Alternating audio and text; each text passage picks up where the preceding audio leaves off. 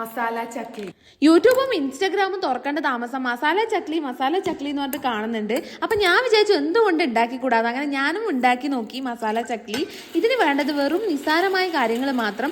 ഈന്തപ്പഴം വേണം, അതുപോലെ തന്നെ പറങ്കിപ്പൊടി, ഉപ്പ്, കുറച്ച് പുളിയും, പിന്നെ അതിൽ വെള്ളം ഒഴിച്ച് മിക്സിയിലിട്ട് അടിച്ചെടുത്തു. പിന്നെ നമ്മളെ മെയിൻ സാധനം നുറുക്കാണ് എടുത്തിട്ടുള്ളത്. നുറുക്ക് നല്ലോണം ഇതിലിട്ട് ഒന്ന് കുഴച്ച് മിക്സ് ചെയ്തെടുക്കുക. അപ്പൊ നമ്മളെ പരിപാടി കഴിഞ്ഞിട്ടുണ്ട്. ഇനി നമുക്ക് തിന്ന് നോക്കുവാന്നുള്ളതാണ് പ്രധാനപ്പെട്ട ഒരു പരിപാടി എന്ന് പറയുന്നത്. മധുരം, പുളിയും അതുപോലെ തന്നെ ഉപ്പും എരിവെല്ലാം കൂടിയിട്ടുള്ള ഒരു കോമ്പിനേഷൻ ഇഷ്ടപ്പെടുന്നവരാണെങ്കിൽ നിങ്ങൾക്ക് എന്തായാലും ഈ സാധനം ഇഷ്ടപ്പെടും. ഇത് തിന്നുന്ന കണ്ടിട്ട് സൈഡിൽ നിൽക്കുന്ന എന്റെ അമ്മ കമന്റ് അടിക്കുന്നത്, ലേശം പുളി കറിയിലാന്റെ കൂടി പോയിട്ടുണ്ടെങ്കിൽ നീ അടുത്ത വട്ടത്തെ ആ കറി നോക്കൂല. നീ എങ്ങനെയാ ഐഷു ഇതെല്ലാം കൂടി അരച്ച് കലക്കിയിട്ട് തിന്നുന്നതെന്ന്. കറിയിലെ പുളി കൂടിയാ തിന്നൂലെങ്കിലും പുളി വെറുങ്ങനെ വാരി തിന്നാൻ എനിക്ക് ഭയങ്കര ഇഷ്ടം. എന്താ ചെയ്യാ? അപ്പൊ ഓക്കെ, ബൈ.